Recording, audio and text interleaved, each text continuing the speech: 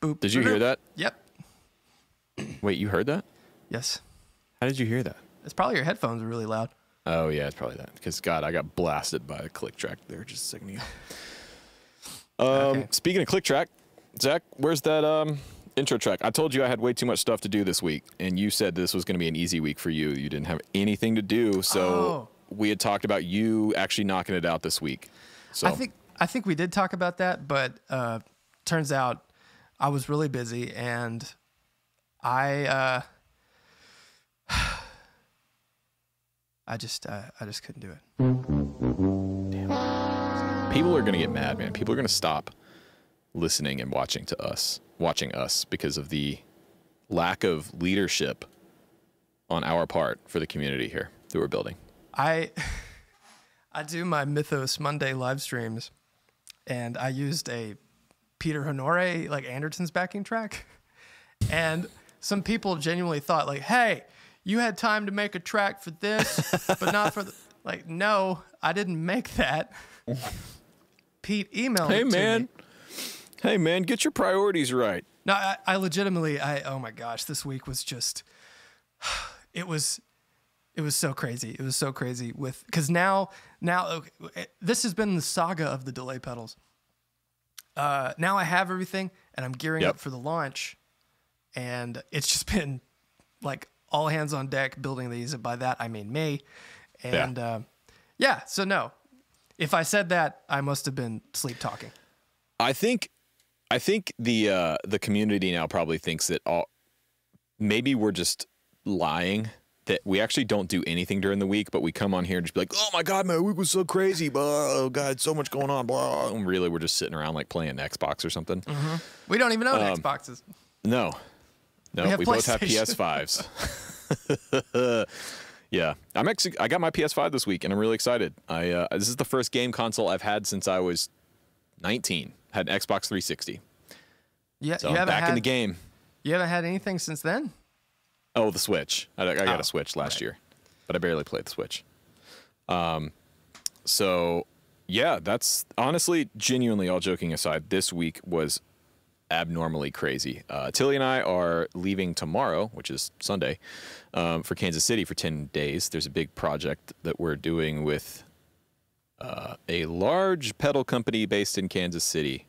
I guess I can talk about it. They announced it, right? Yesterday? Did you see that? They showed a teaser, yes. Yes. Okay, so by the time this comes out, they will have announced it. And if not, I'm sorry, Josh, I'm blowing the cover. JHS Pedals, the musical. Been working on this for about a month or so now, maybe even 6 weeks.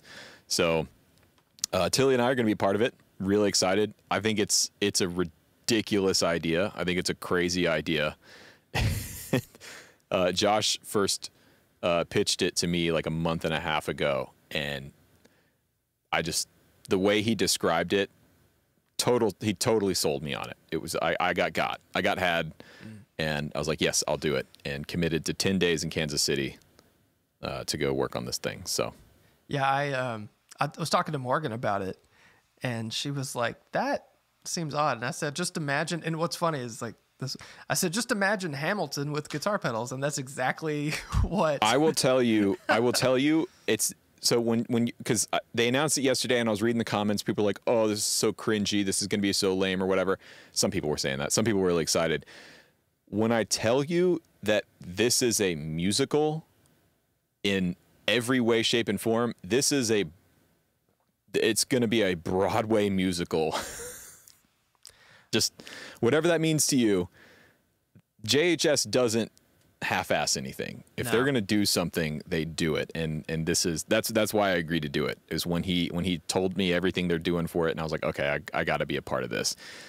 Even if it flops, I want to be there. I want to be a part of this. This is going to be really cool. So yeah, I'm excited. If it's half as good as Hamilton, I'm in. Well, okay. Well, let's not compare this to like the best musical of the last, decade or whatever, but that's where I set the bar now. Hey man, if it ain't Hamilton, I ain't watching. Episode 28. Here we are. We made it. We've done it. Look at us. Every week. Wow. But next week, it's going to be interesting to see how we pull off next week. Right. It might be a remote session. It might be a remote session. It may. Someone said, "Hey, you should just go have a dipped in tone with Matthew from Novo or RJ or something." And I was like, we could do a fill-in if I'm unavailable. You can just have Matthew do it. You're gonna be out in the middle of America with terrible Wi-Fi connection or something. So we may have to, That is definitely the East Coast view of Kansas. It's like, oh, isn't it just corn and cows? The whole state. They have some barbecue somewhere, but I don't think. Hey, you know what? I've been to Kansas City a few times. I really like Kansas City. It's a great place. I've had a good time every time I've been there, and I'm anticipating another good time here. Mm-hmm. So there we go. That's our weeks. That's what's coming up next week. Yep. Yep. So hey, you got a rig to dip? I got one right here. Let's see. Yeah. Let me drop it in the. If you're new here, oh hey, by the way, shout out! We hit 5,000 subs on YouTube. Thank you guys. Thank you. That is amazing. Really proud. It's very exciting. What's funny though is I watch it pretty religiously, and you can see when you're at this point, you can see the fluctuation. So it's like, hey, we hit it. Oh, nope. Yep. We lost some. Wait. Yep. This is the tale of YouTube. When you're below 10,000 subs, you're in that category where it's like, yes, I got 4 subscribers today. Oh, I lost 7 today. Oh, I got 10 today. Huge day. Yep. But it's tale as old as time, as they say. That's it, man. Pretty sure this was in the Bible somewhere about how to grow a YouTube. I think so. It's in Galatians, I think. Anyway, rig to dip for our Patreons, for our lovely Patreons. Brian Scott sent this rig. He lives in Calgary, and he's got quite the rig here. The pictures are on the Discord chat. If you're a Patreon supporter, you can join us on Discord chat with us live. It's a whole thing, but it looks like it's right by the kitchen, which I love. That's a good place for all your guitar stuff. Right. And let's run through the setup. He's got a Les Paul Standard tuned to C Standard. Yes. Nice. A Chapman ML3 Bia tuned to drop B. Yes. Nice. A Seagull 12 string that's tuned to half step down. Yes. So, no standard tuning guitars here. Cool. No time for standard. He's got an orange OR15 into a Fender 4x12. It looks like a Mustang 4x12. It has that little slanted top. And then the Victoria Ivy League, which is like a Harvard, which is... I can't remember if the Harvard is the smaller brother to the Princeton, but... I don't know. One of those collegiate amps. And then for the pedals, he's got a Mr. Black Supermoon, a carbon copy, a JHS Honeycomb, an Olympus, a Mythos Olympus to push the orange, a Mr. Black Thunderclaw, which is like a gnarly fuzz thing, and then a Hendrix Octavio, the Dunlop. Dude. And yeah, pretty straightforward. I bet those fuzzes through that Victoria sound biblical. Oh, I bet. Especially tuned down. Oh my God. Yes. This is cool. This is a really cool rig. All right, so let's start with the guitars. Pretty straight ahead with the Les Paul there. Dig it. The C Standard. I want to know more about that. So string gauge, did he mention anything about that? Going down to C Standard? I mean, I imagine you got to bump your string gauge up a little bit to make that feasible. I mean, on the Schecter, I put 11 to 54, and it's tuned to C sharp. And it doesn't. I was worried it would be too floppy, so I think Joey Landreth has kind of shocked us into believing that if you're going to tune to C, you have to have like a 16 gauge like high string or something. But I think you can get away with it with probably like 11s or 12s, depending on the low strings. Yeah, 11s might be a little light. I feel like. Yeah. I think you got to be in 12 to 13 category. I mean, you could do it with 11s. It would just be slanky, real slanky, which maybe that's what you're into. I don't know. I mean, like this thing, I mean, granted it's a half step up, half step. I mean, it feels really tight. And what's on there right now, you said? 11 to 54. Okay. All right. I don't know. It feels okay, but the heavier the string for that lower tuning, because the thing that a lot of people I don't think realize is that it doesn't, because you've tuned so low, even though you have this like crazy big gauge, it doesn't feel it's looser because of the lower tuning, so it all kind of balances out. The Patreon chat is on fire today. People, it's by the kitchen for when you need to cook up some tasty licks, Sugar Tooth. Let me see here. Hecatron, that's some doom shit right there. It is. Totally agree. So let's talk to the pedal board here. Man, Olympus, self-shill. Is that why you picked this? No, I picked it because it was the first email I saw, and I was like, this is interesting. And it just so happened to have a Mythos pedal on it. Hey, look, chances are, if people watch the podcast or listen to the podcast, they know who I am, they know who you are, and there's going to be some gear crossover in that realm. I'm going straight to the gear page to start a thread about how you're just a shameless self-shill here.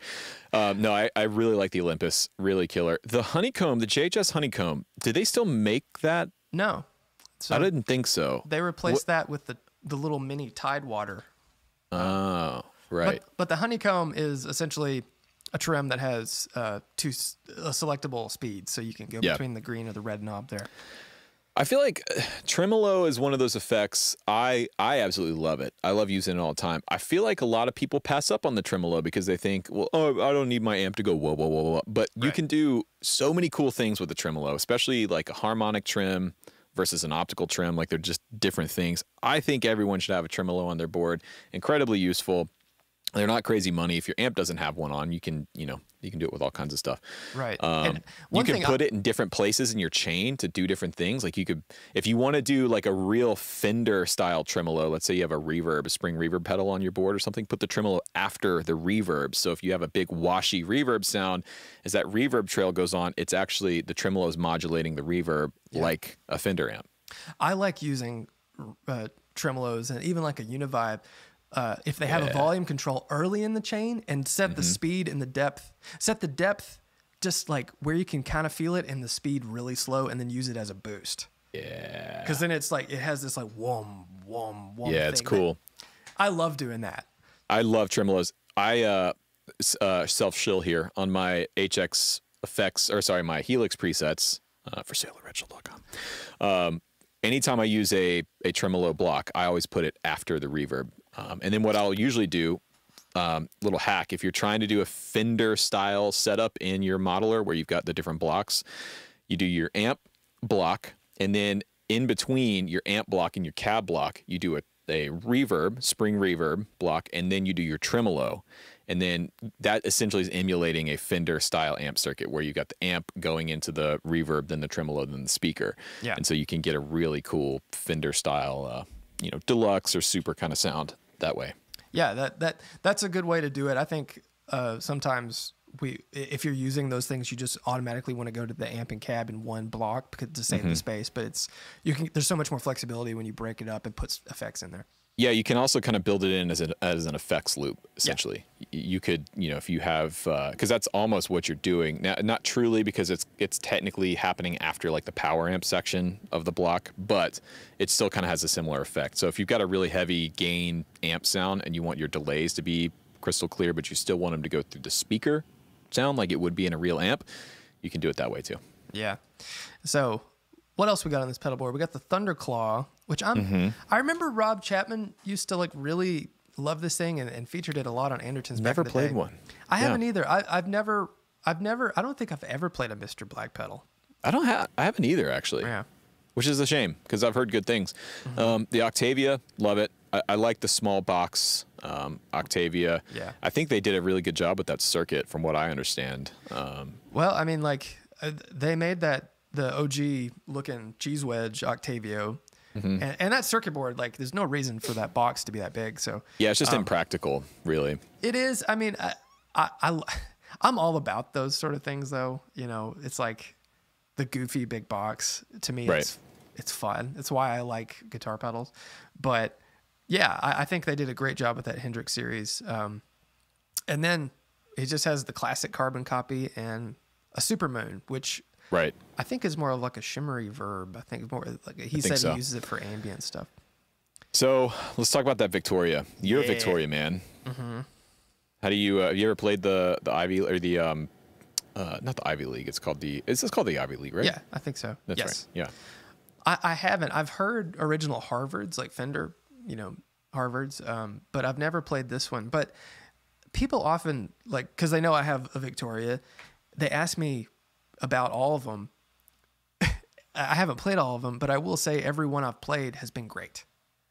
Yeah. So I'm sure it's awesome because what they do, they don't just make like a note for note replica of these amps. They improve them.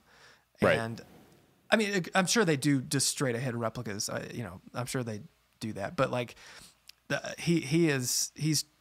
don't even know much about the Victoria like builders, the people who own this company, but I know that every single one of their amps is just top notch, superb. And so let's look up how many watts is this thing? Because it looks like he's got Harvard, 2 low watt amps here.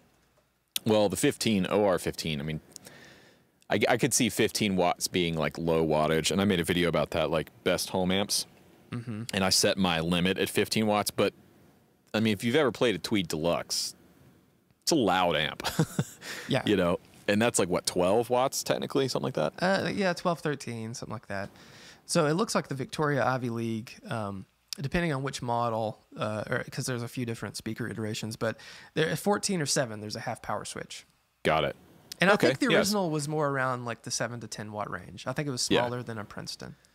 Listen, man, I'm a big proponent of the small amps for recording, playing at home, because under a microphone they sound big. Yeah. You can't tell, and if you're hitting it with one of those fuzzes there on the board, or you're hitting it with a boost or something like that, you can get big tones out of a small, usable, practical little amplifier. I just did the high watt video this week, and I was borrowing the DR504, the 50 watt, and I have my 212 high watt cab that I did get from High Watt for free. But so it's the 212 with the Fanes, and I have it run out in the live room, and I have my setup in here so I can have the amps in here and the live room in there, and then be monitoring the mics and everything. And I had it set up on a clean setting, like I wasn't pushing the amp super hard, and I walked out and hit like a big open E chord and was like, Jesus Christ. Like 50 watts through a 212. It sounded unbelievable. My God, it sounded so good.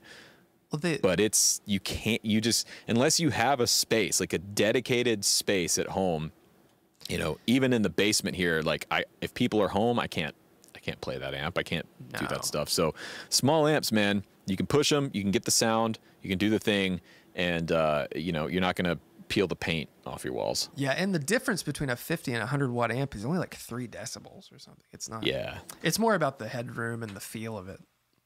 I really, really want the DR103. That's the amp, right? Yeah, that's the one. That's the one. I have the Custom 20 that High Watt gave me in 2019, and I love that amp. But it's not. I love what it does, but that doesn't do the High Watt thing. The High Watt thing is a different. Another self-shill. You can watch my video. What is the High Watt sound? I just put it out yesterday. You don't even have to listen to him talk. You can just go. You can go listen to me talk in another video. Just go listen to him there. What do you think about the orange AR-15? The AR-15. I have not played the OR-15. The modern orange stuff is cool. It's a little bit hit or miss for me. So my orange is you can't see it in this shot, but the 8030 single channel 8030. That's Love that amp. From, oh my God. I've talked to the people at Orange and like, hey, make this amp again. Cause the modern 8030 they do is different. It's not the same circuit. That's from the Gibson era, late 90s Orange. Unbelievable. It's like an AC30 on steroids, basically. Way more gain than an AC30. The OR series, I think they're cool. I don't know. I just don't have a lot of experience with them. Yeah, I've never played in the lower wattage ones. I've played the 80 series, like the 30, the single channel one, which I think is the best. But I've played some of the higher wattage orange, which that's a whole different experience. But with the smaller ones, I've only played like the rocker 50 or I've played a rocker Verb 50, but what's the thing that like started the lunchbox? Oh, the Terror? The Terror. Yeah, the Tiny Terror. Yeah. Yeah, I've played those, and those to me are like hit or miss. Sometimes they're great, but I do think these OR series, those smaller heads, are a little more aimed towards guys like us, because I feel like the Tiny Terror is just for cranking and rocking out. Yeah. Well, and the cool thing is like they are practical, right? Because you can run them at low wattage. You can. So they're really cool amps to gig with, to use at rehearsals or stuff. They're not a lot of money, especially used. I think there's a lot of them because they've been out for what, like 10 years or plus now or something like that. Probably longer than that. Yeah. So there's a lot of them floating around used. I think they're a cool option. Is it gonna sound like, when you think about the orange sound? It doesn't sound like like the original stuff from the late 60s and the 70s. Those are, that's just a different thing. Yeah. Altogether. Well, I like both these amps and having the fact that he has a head and a combo. I mean, and the cab. I've wanted to get back into having some amp heads because I like having the flexibility of playing with different cabinets. Yeah. I just don't have the luxury of space. I'm a pro. For me, I always prefer head and cab over combo. Yeah. Always. I think it's more practical and you have more flexibility. Yeah, you have a couple different cabs, a couple different heads. It's easier for recording too, for what I do. Like I said, I have all my heads pretty much in here, and then I can run them out to any different cabinet in there, set them up on some mics, or use a Capture X or something like that. It's just, you can do that with a combo too. It's just more difficult. Yeah. You know what I mean? Yeah, I used to have a Dr. Z Carmen Gia, and I had a head shell, and I found someone selling a cabinet, and that was kind of cool because it was just 4 bolts. You pull the amp out and put it in the combo, and I could do what I needed to do back when I used to gig. But that 2-Rock that I'm getting, the Bloomfield, I am getting that as a combo, just because I think it makes the most sense for where I'm at right now. Sure. I want to take my Mojo Tone Tweed and put it in a head shell, I think. And I want to mod it too. Did the tubes go down? It may not. Well, it may not fit easy. Mojo Tone makes a head shell for it. Oh, okay. Yeah. Yeah, it's kind of goofy looking. It's like real tall. Right. So it looks like a reverb or something. Yeah, it looks like a reverb tank basically, or it looks like the amp just cut in half. But I want to put that in a head shell and then take its cabinet and just use it as like a 112 extension cabinet kind of thing. Sure. Well, let's talk about these guitars because we didn't really do that. We talked a little bit about the tuning. We talked a little less, Paul. What though? The Chapman though. I've never played a Chapman. They're cool. So I think they're made. I think they've changed factories a few times, but they're on. One of my lights just died. They're on league with Schecters and stuff. They're made in those same factories, and they're really nice. The Bia is pretty interesting. So it's just a T style. With, I don't know if that's... Is that Rabia Massad's yes signature? Okay. So I don't know if that's the baritone version or not, but they're really cool. Well-made guitars. And then the Seagulls. I like the look. Awesome. Yeah, they look Seagulls. Great. Seagulls are great. Like really, really solid acoustics, man. I really like the Seagull stuff. Yeah. I mean, there you go. All right, done. There it is. Overall, all right, rating wise, for me, it's major points for the Harvard. Love that amp. I also really love the pedal board setup. It's simple. You've got some really cool bases covered. The only thing I would add, does the Victoria have reverb? I don't think it does. No, it's just volume and tone, I think. Yeah, I would add a reverb personally. Well, he's got the Supermoon, but you mean more of like a traditional reverb? Yeah, I'd add like a spring style thing for that to go on that Fender. So maybe like a true spring from Source Audio, or a Flint, or what was that Boeing pedal? Who made that? Oh, the J-Rocket. J-Rocket Boeing. Yeah, those are good. That pedal's really cool. That's like about as complicated as I want to get on a spring. It's just pedal. one knob. Yeah, it's just like a Fender amp. Yeah, or less. So that's all I would do. I'm gonna give this one. And guitar wise, I feel like you need one guitar in standard. I just feel like you need one guitar in standard. So I would probably add that. I'm going to give this one 7.76 shoyles out of 10. I play bass.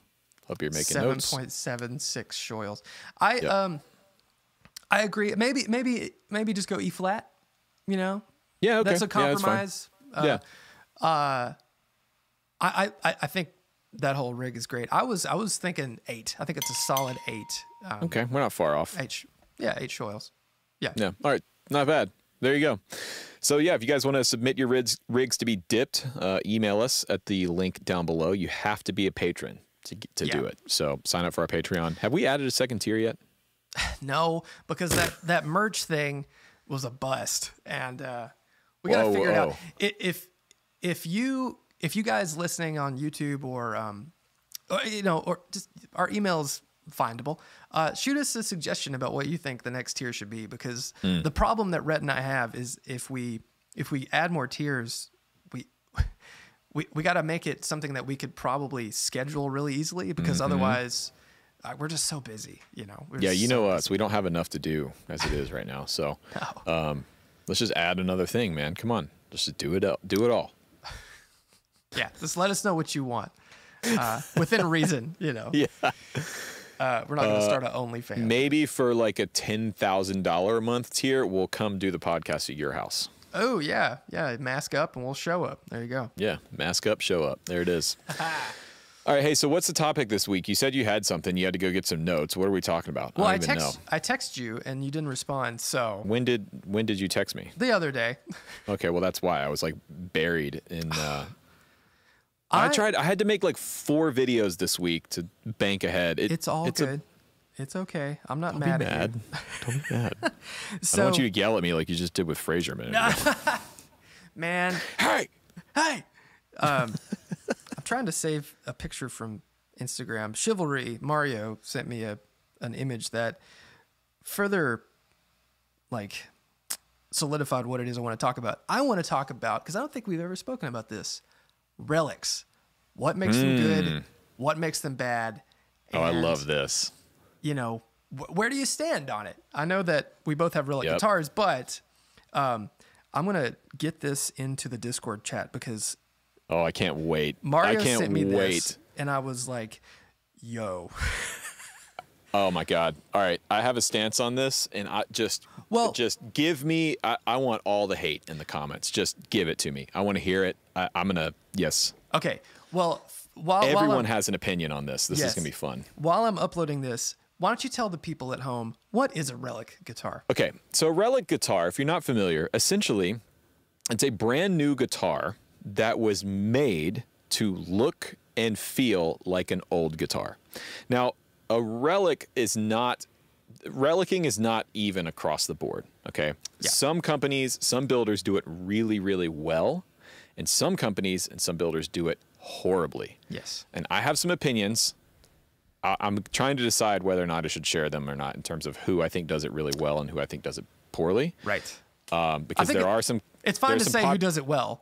Yeah, there's some relatively popular companies out there that build guitars that I think do horrible relics. Yes. So much so that they distract me from actually playing the guitar.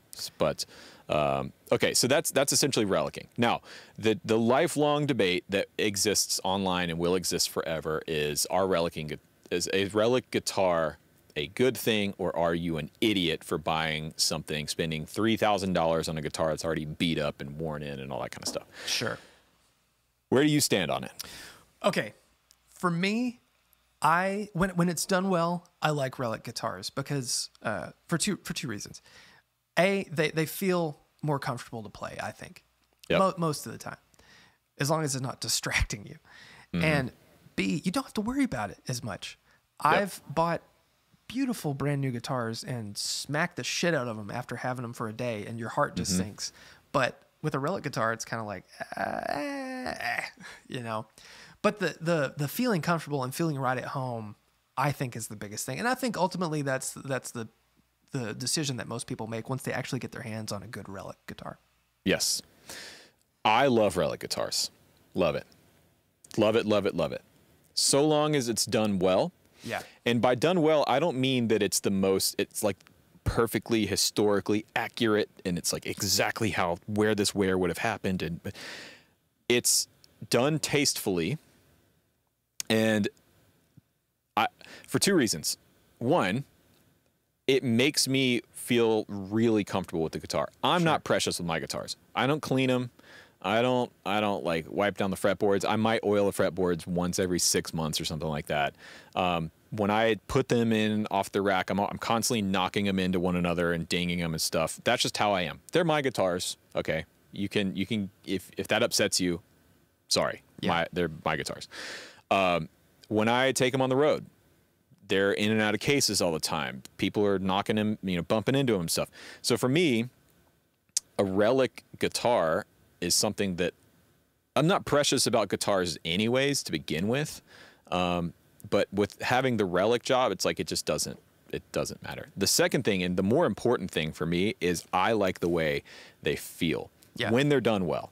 I think, to me, my favorite relicing or aging is what Dennis Fano does at Novo. I think what Dennis does, whether or not it's the most historically accurate thing or not, I love the look of the Novo relics and before that, the old Fano stuff, and I love the way they feel. Yeah. They play incredibly well, and that aging process is part of the feel of the Novo.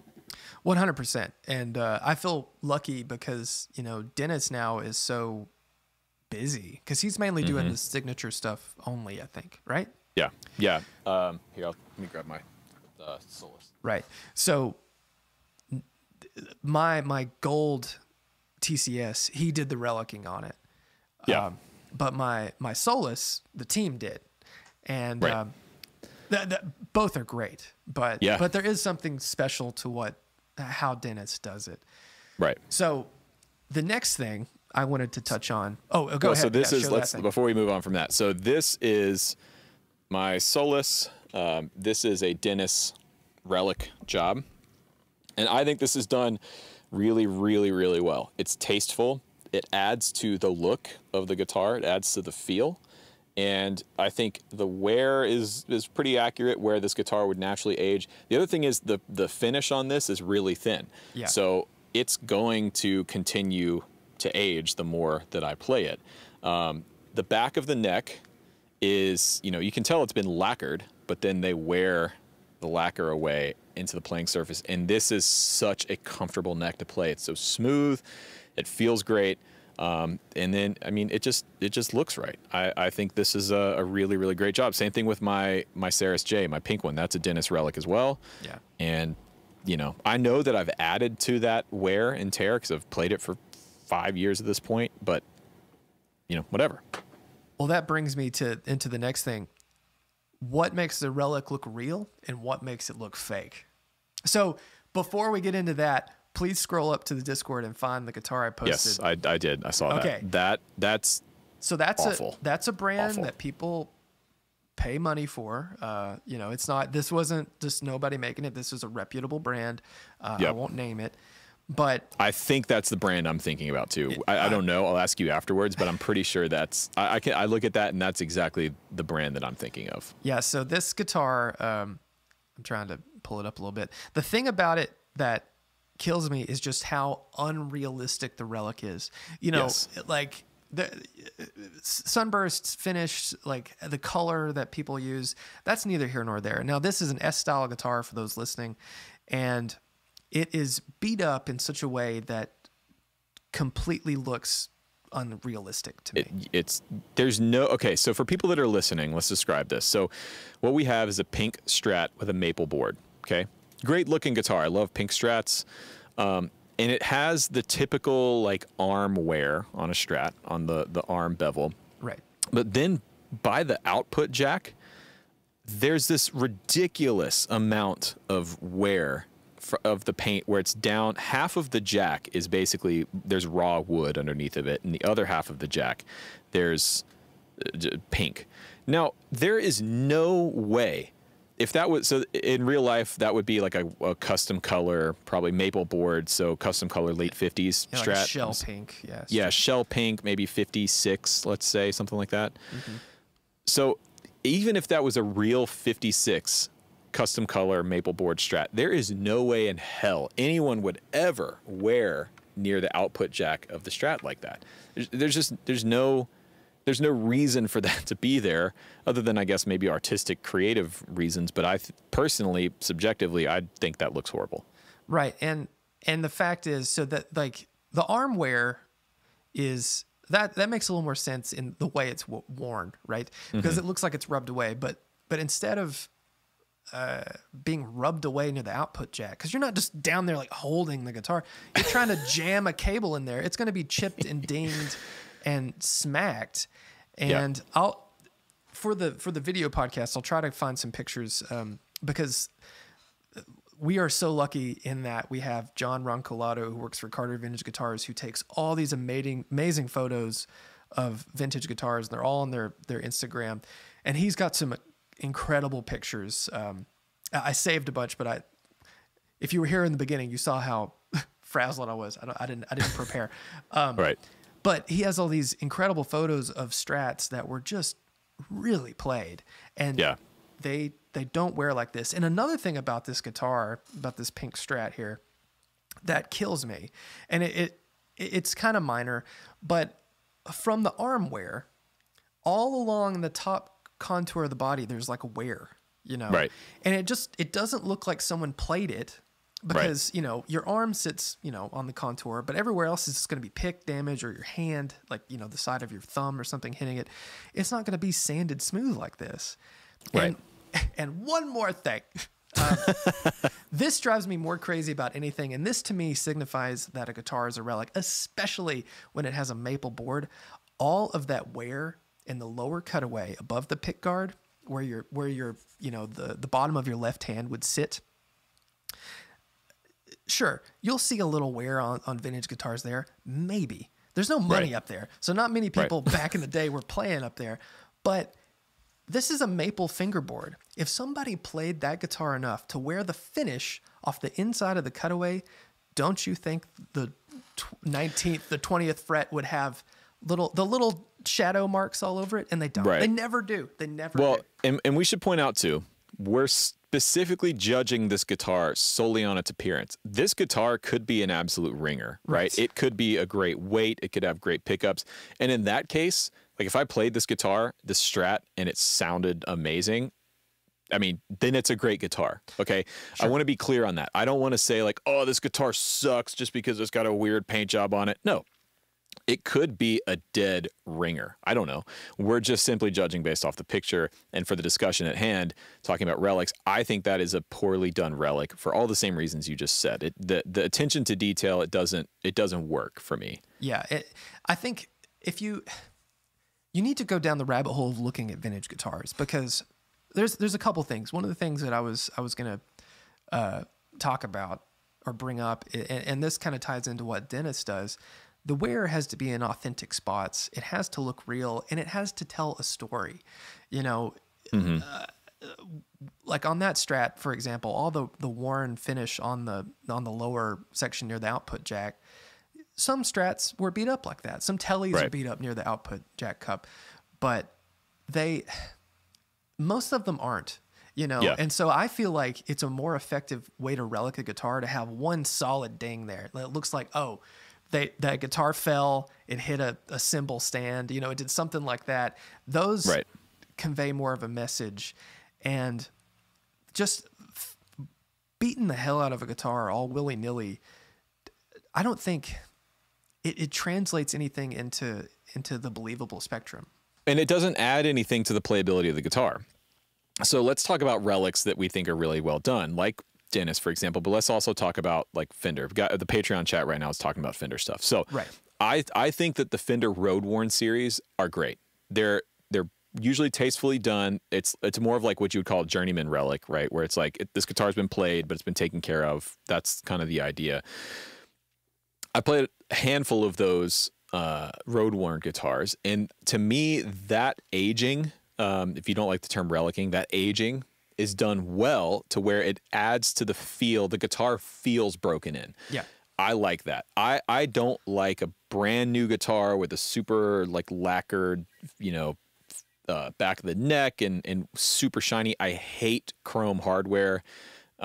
Just in general, I can't stand shiny chrome pickup covers and all the stuff. So I like, like this guitar, the hardware is worn, right? The finish is dulled on the ashtray bridge here, right? Like the knobs have been worn a little bit just to kind of take some of that sheen off of it. That's personally what I like. and it's done in a way that adds to the playability. Now, you take this over. I'm going to go grab a guitar that I think was not done well aesthetically, but does add to the playability of the guitar. So stand by. Okay. So kicking off like about the road worn things, like I think road worn, for your entry into that realm of guitar, the Relic, the worn, the aged guitar, I think they're a great entry point. The thing for me that I have a problem with the road worn is they're so rough. Like the neck is not smooth, and that's the thing. The thing that I think so many players do, or so many companies do really well, is when, like, if you compare a road worn Strat to a custom shop Strat or a vintage guitars and the higher end guitars are smoother. Like the road worn stuff, while it does look great, I think they always look better after a few years of playing them. And John Gundry of Throwback, he has a road worn Strat that he put on a polisher. And because, they kind of have that, really dull, satin finish, right. But he polished the body and the neck just to smooth it up. And he says it's fantastic. And when you look at it, you're like, oh, that's just a custom shop, because that to me is my biggest gripe. And the thing that most people get wrong, just because a guitar is showing wood doesn't mean it's going to be rough. It's showing wood because your skin or your shirt or whatever wiped it away, and it's polishing it and it's smooth. Right. Okay. So this is a custom shop ES 335 from Gibson. This is a 59 custom shop reissue. It's the Antigua burst. So it's a really pretty burst. It's like a almost gray kind of burst. Now, this guitar is on loan from Gibson. Long-term loan. I've had it since 2019. They loaned it to me to take on tour to the Netherlands because I didn't want to take my 335 and fly with it and everything. So big thanks to them for that. I haven't asked for it back. So here's a more expensive guitar to fly across the ocean with. Yeah. I asked and they said yes. No, it's fine. Yeah. I just figured, the worst they can say is like, no. So, so this guitar, I think the Relic does not look good personally. And here's why. Talk about checking. Before we get into this. So checking, if you're not familiar, old guitars, vintage guitars were done in lacquer, nitrocellulose lacquer. A lot of higher end guitars nowadays are still done in nitro. I don't know the details. I've heard that today's nitro is not the same as the old nitro, and there's a bunch of like voodoo around finishing and all that kind of stuff. We're not going to get into that in this episode. But one of the things that nitro lacquer does over time is check, because as guitars are made of wood, so in different temperatures, environments, they expand and contract over time, and that causes the finish to crack. As far as I understand it, with modern relicing, to get checking on a new guitar, there's two ways to do it. You can do razor blade checking, or you can do freezer checking. Well, you either some version of freezer checking. You temperature shock it in some way. Right. Temperature shock it with like a air can or even something like that. Now this guitar, I'm going to try and get this on camera. This guitar was checked with a razor blade. And the second that I pulled this out of its case, I noticed, I was like, oh, that is blatantly obvious. I don't know if you can see, but you see the lines in the finish there? I saw some, especially around like the horn and everything up here. Those are literally cut into the finish by hand with a razor blade. Okay. Now, props to the, oh wait, I just lost part of my headphone. Oh, there we go. So props to the person that took the time to do this. It doesn't look right. And it's distracting to me when I play it, specifically around, in fact, I'm going to get a picture of this and put it in the Discord so you can see what I'm talking about, because you won't be able to see it on camera. But where the neck joins the body, the checking meets at a 90-degree angle, okay? Oh, now, really? I don't think, I could be wrong, but maybe it's about the grain of the wood. Do old 335s do that? I don't know, but to me, it's a little distracting. But this guitar plays and sounds amazing. Right. It sounds better than my 335. It plays better than my 335. And so in that case, like, I don't care that the Relic looks kind of lame, because this guitar sounds great. Yeah. So razor blading, to me, it can look pretty good. I think Tom Murphy does the best job, but you can't just razor it and then leave it. I think you still which have is to what was buff done it. here. This is very much just like it looks like it was just razored and then left. And, like as far as how the guitars check in the directions, I've heard a couple of things. I've heard it's the grain of the wood. Flying V's, for example, they check in a, like vintage ones check in a V pattern. So look at the picture I just put up in yeah. Discord. Yeah, that pretty distracting. Yeah. But I've also heard that how they were shot with clear. If you shot the guitar left to right, it checks left to right. If you shoot it up and down, it checks, vertically. So I don't know if that's entirely true, but I've heard that. So here's the deal. Like, I can't be entirely objective or subjective about this guitar because it's not mine. It's on loan. I didn't pay for this, right? This is a quote unquote sponsored post, although this would be the worst sponsorship ever. Like, hey, let me talk about this Gibson and how the lacquer looks weird on it. My point is that there's more to a Relic job with guitars than just the aesthetics and how historically accurate it is. Because to me, this accomplishes half of what I like about a Relic, which is it makes the guitar feel a little bit more broken in. The lacquer is aged, is worn in on the back of the neck. It just makes the guitar feel more comfortable. And as such, I feel more comfortable playing it. Now, my 335 that I've had for 10 years was brand new, was not aged, was not Relic, but I've played it for 10 years really consistently, and I've started to wear some of the finish off the back of the neck, and I'm starting to wear, because it is lacquer, so in 10 years, you're going to start to see some wear up on the upper bout and some things like that, and it'll be, in 20 years, it'll be where this guitar is trying to emulate, and it'll all be from me, right. And that's cool. That's one of the arguments against Relics. People that don't like Relics, they like to say, well, I'll just do it myself, which is true in some cases, but yeah, not always. That argument sometimes is moot. Like poly guitars don't Relic. They don't Relic. They chip. They shatter like glass. Yeah. And you have to really beat the hell out of them for that to happen. Even modern nitro guitars, like you're right. What you said earlier about how the modern nitro is different. It is different, and it's there's more coats. It's more durable. They don't want these things to show up off a cold truck. Someone takes in their house, immediately opens the case, and it shatters like glass. They sometimes do, and that does happen. And modern guitars definitely check, but vintage guitars, it was much easier. They're much easier for them to check, and the finish was a lot thinner. But yeah, man, wait, shoot, I lost my train of thought. I think, so polyurethane finishes on guitars nowadays, they don't age. No. So, and if you're going to try and Relic, take it from experience. Your old pal Rhett, trying to share some knowledge with you here that he's learned through experience. Don't try and Relic a poly guitar because it won't look good. Yeah, and even with a nitro guitar, so you've had your your 335 for how long? How long have you had it? 10 years. 10 years. Has it actually almost to the day I've had it for 10 years? Has it checked at all? No. Okay. No, it hasn't at all. I haven't seen many Gibsons that do check. I've seen Rob Pierce says he has a 97 American Vintage reissue Strat, and it's checking beautifully.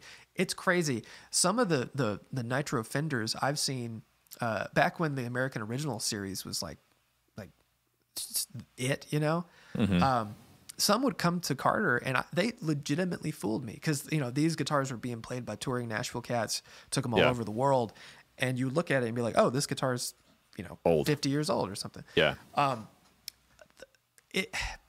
That argument that I'll do it myself it's going to take a lot longer than you think to get there. And it might not ever do that thing. Is the third. If you take care of it, it may never do it. Right. Well, and the checking thing. So the other stuff. So I love checking. I love, one of my favorite things about old guitars, specifically old acoustics. Oh my God, when the top is checked and the back and sides are checked, I love the way that looks. I wish I had mine in here. It's awesome. It adds you have a beautiful J50, right? Yeah. I love the way it looks. And so that's why if you're going to check a guitar, Novo, for example, they do freezer checking. If you go to Novo, they have a big floor freezer that just has like 20 guitar bodies in it. And they just sit them in there for, I don't know how long, a week or something like that. And then when they're ready to age it, they pull it out and then they just hit it with like a heat gun. Yeah. And it looks more like natural checking because it basically is natural checking. You're just expediting the process by taking it from a really, really cold environment and then blasting it with heat, and that finish is just splitting apart. And it spiders in natural ways. It follows the grains of the wood, and it looks more natural, and I love it. So while you have that Gibson there, the thing about Gibson, because I think the custom shop is doing a really good job, and they've progressively got better. And I think that's the one thing about Fender Custom Shop, Gibson Custom Shop. If you look at guitars from 10, 20 years ago, I mean, I guess 20 years ago, relicing wasn't as prominent, but 10 years ago, definitely. And you compare it to the guitars they're putting out now, it's a cumulative knowledge base. They've just gotten so much better at it. Yeah. But my biggest gripe with Gibson, Fender does this well. Gibson, I think, still has room to grow in this. Relicing the hardware, and then the plastics. There's something weird about having a Les Paul that's beat up and the plastic's all shiny. I mean, they might knock the sheen off of it. Well, the plastic, so that pick guard, that's all me. Like the scratches and everything on that pick guard, let's see if I can catch the light here. Like that's me playing this thing for a year and a half. Right. And somebody brought up a good point in the chat that I did not think about. So because this is a loaner, Gibson has, with all their guitars, and Fender has this too, they have an ER, they call it ER inventory. It's I don't know what it means, but it's basically they have a list of guitars, an inventory of guitars that they will loan out to artists and people and that's what I asked them for. I was like, hey, I'm going out to, and I've done this with Fender too, with amps. Hey, we're going to be in New York. We're flying in. Can I get 2 Blackface Deluxe reissues? Because the backline company doesn't have them in. And they say, yeah, great. They'll be at pick them up here. So that's essentially what this is. And somebody brought up a good point. It's like, well, maybe this guitar is essentially like a B stock because, they probably wouldn't sell. I have not seen a custom shop in stores with this type of check job on it. And that's a not common finish too. Yeah. And I can't imagine that this would have gone out like this. I mean, it does, I don't know. But so maybe that's a thing. This was like, okay, well, that doesn't meet our standards or whatever, so that'll go to the artists. Right. I don't know. Beggars can't be choosers. But yeah, I mean, well, I forgot. I lost my train of thought now. Too. Man, we're not all over the place today. It's a Saturday. We're not good today.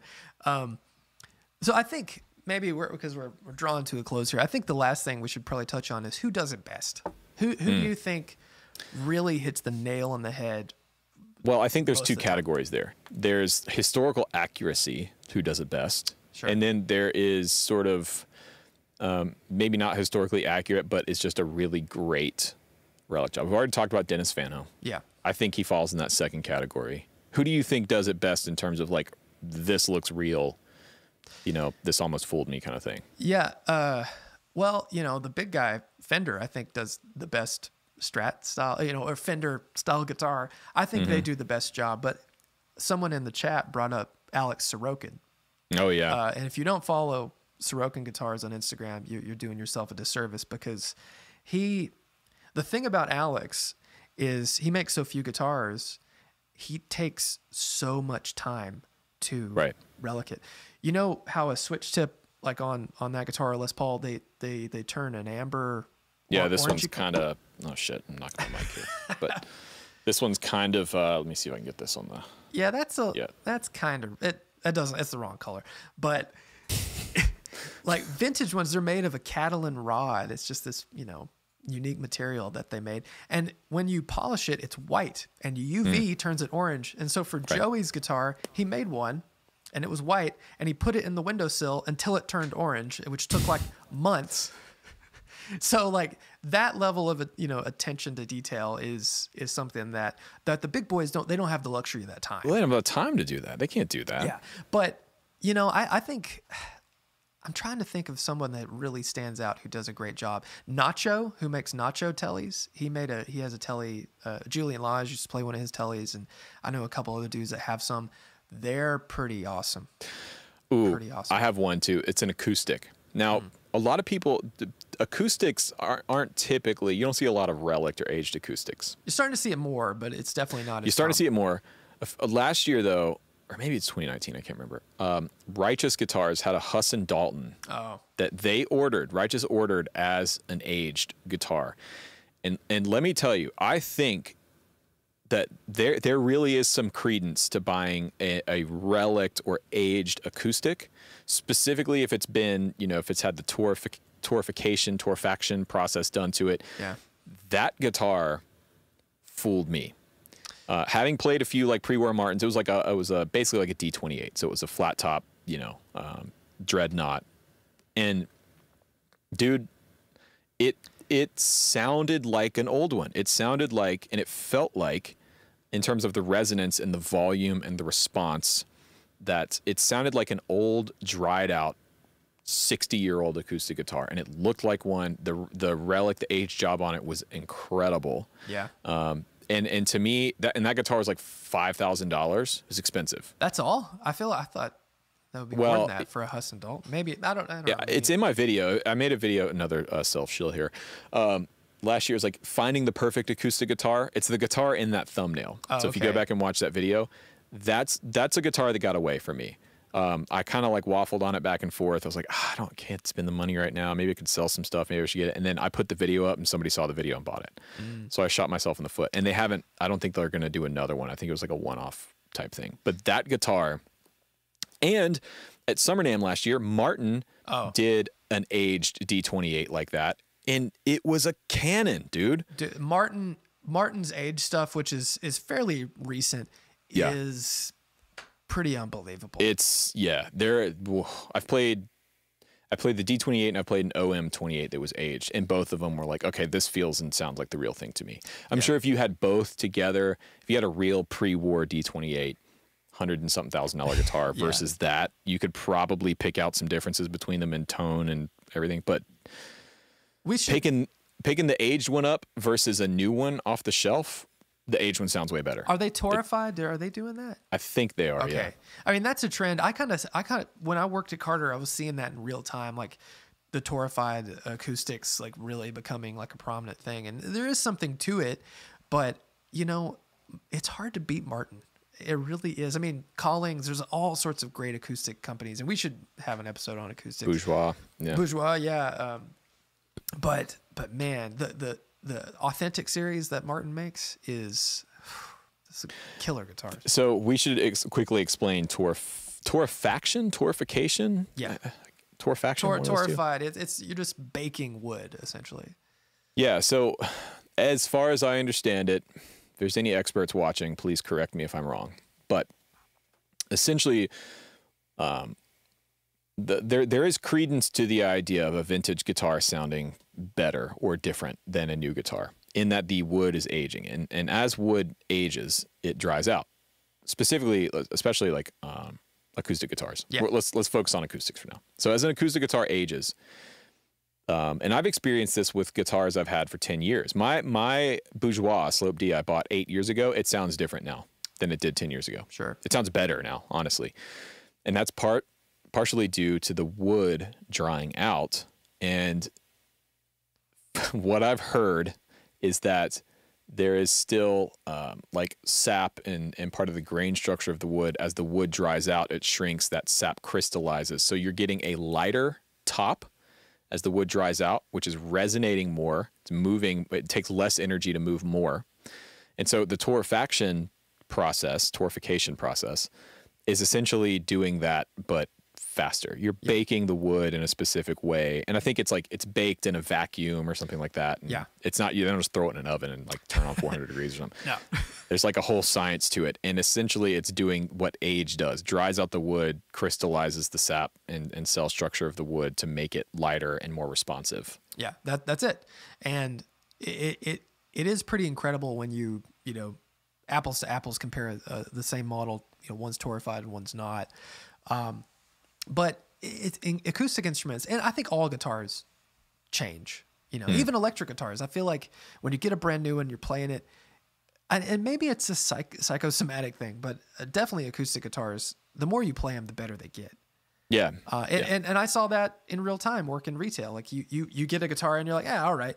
And then you play it like a couple months later, if it's still there and customers have played it and, you know, employees have played it. It's like, wait a minute, this one's starting to wake up. And that's what we always would say, like, oh, that acoustics, it's got to wake up. It's almost there. It's got to wake up. Yeah. No, I'm serious. There is something if you're listening to this, like rolling your eyes, like, yeah, whatever. Trust, dude. I'm as skeptical as they come with a lot of stuff. Right. I'm skeptical to a fault.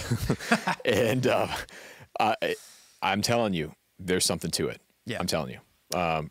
So yeah, I think with acoustics, I should have bought that Huss. I should have bought it. It was so good. God, it was so good. It's funny. I've talked about this a bunch with friends that I understand the value more in buying. I can get by with a cheaper electric guitar, but a nicer acoustic guitar, it's such a difference. There's a thing. Yeah. There's a thing. There's a thing there.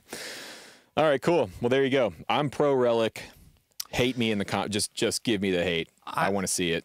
I am too, and I think that when it's done well, it's a special thing, and you just got to go play them. I think the people that have the most gripe with them just haven't experienced enough good ones. So, well, I think there's a legitimate gripe to somebody who just doesn't like a beat up guitar. Sure.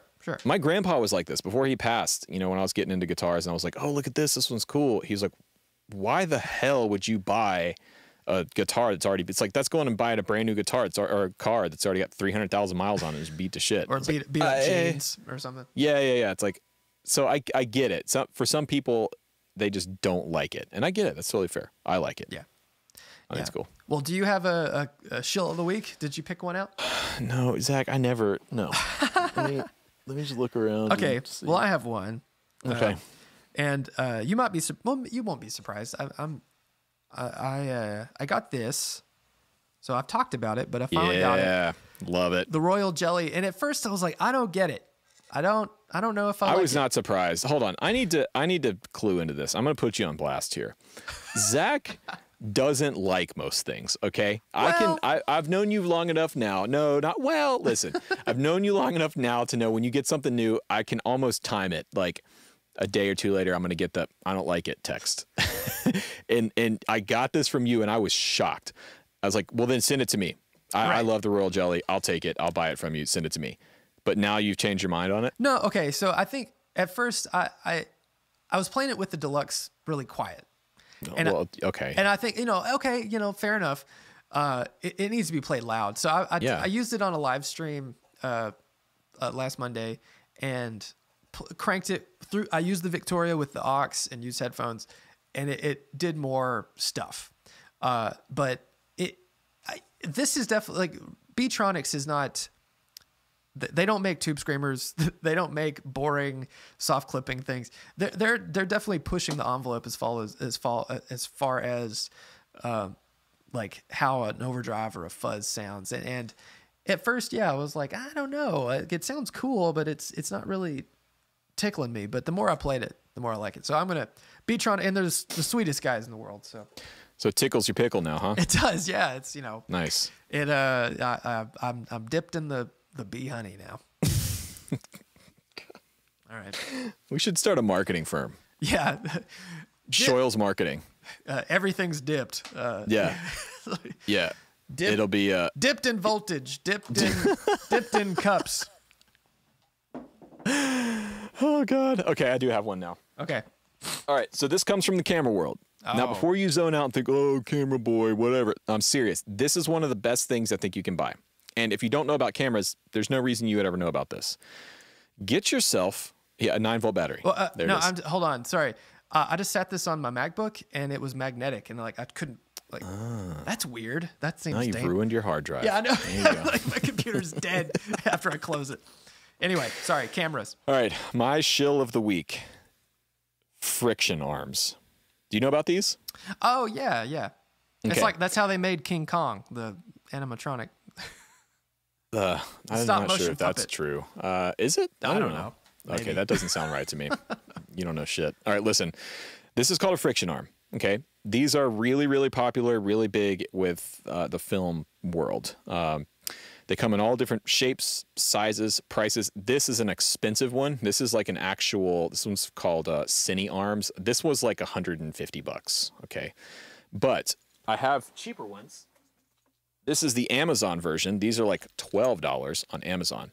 So what this is an articulating arm that has 2 attachment points at the end. They basically have these 1/4 threads on the ends. This one I have attached to a clamp. This one you can attach a camera. You can anything that has like a 1/4 thread on it. You can put an adapter on here. I attach my Zoom H6 to this all the time. And so what it allows you to do is attach things in interesting ways. So I use these things all the time. I've put microphones on these. I use my camera monitor with this. I've put cameras on these. The reason I bought this really expensive one is it'll hold like 15 pounds. This little arm, you will clamp it on, and it has a really strong cam, like clutch mechanism in it. So I can take my full size, like DSLR Sony camera, and if I'm in a weird position and I can't fit a tripod or something, I can throw this friction arm on something, lock it down with the camera on there, and it can put your camera in weird angles. You can put lights on these. If you're working in your workshop and you need to like try and get a light in a weird position, friction arms. They come in, these are small because I travel with them a lot.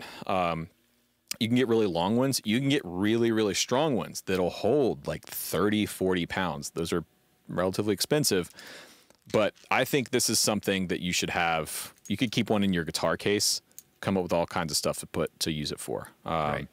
So, yeah, on Amazon, these are the, what is this one called? I don't even know. It doesn't even have a brand name on it.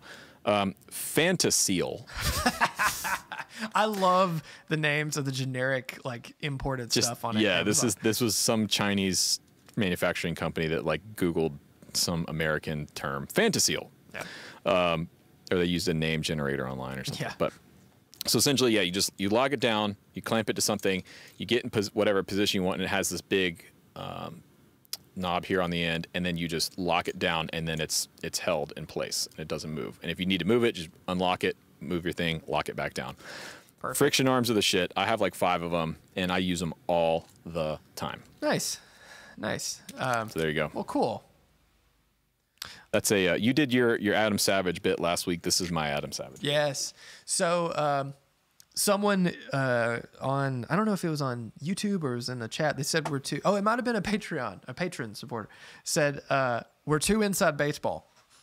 So we need to talk about stuff that is more maybe outside the realm. I mean, I know that's kind of our thing. We're talking about the industry that we know and we work in. But if you guys have topic ideas, leave them in the chat or shoot us an email. Hit us up on Discord. No, wait. Oh, shit. Hold on. We need what more does inside ideas. baseball mean? I don't know what inside baseball means. Like we're just talking about like the inner workings of it, not just like watching a game, you know. Of base. Yeah, not it's baseball. No, but it's just like of just guitar stuff. Like yeah, we're talking behind the curtain, the industry stuff, and people. This guy said maybe we should talk more about the viewing it from the perspective of people who don't work in the thing. And right. But, okay, I get it. That's kind of our thing. So if you We're have unrelatable, ideas, Zach. I know I am. I know I am too. Just shoot us ideas. We need more topics because what happens is we go to record and we'll be like, "Did you think of something?" I didn't think I have time. I didn't think of anything. What are we talking about? Let's talk about cables today. I don't know. Yeah. No, that's cool. I get it. Inside baseball. I learned a new term. I don't know shit about sports. Me neither. But I figured that one out pretty easily. Ah, well, cool. Make me feel real good about myself. Love it. Thank you. Awesome. You're gonna go on your trip and be like, "Oh, Zach was mean to me." Random pants. Got it. We're starting a baseball team. Yep. We're gonna start Shoyles a baseball. Destiny Fire team. That's what we're starting. Boom. I don't know shit about Destiny either. I got to learn how to play that game. Yeah, I'm not good at it, so it's okay. Okay, cool. Can I be in the outfield? All right. Sugartooth is outfield. I played left field when I was a kid. I was a shortstop, and there was no reason for me to be put in such an important position. It was terrible.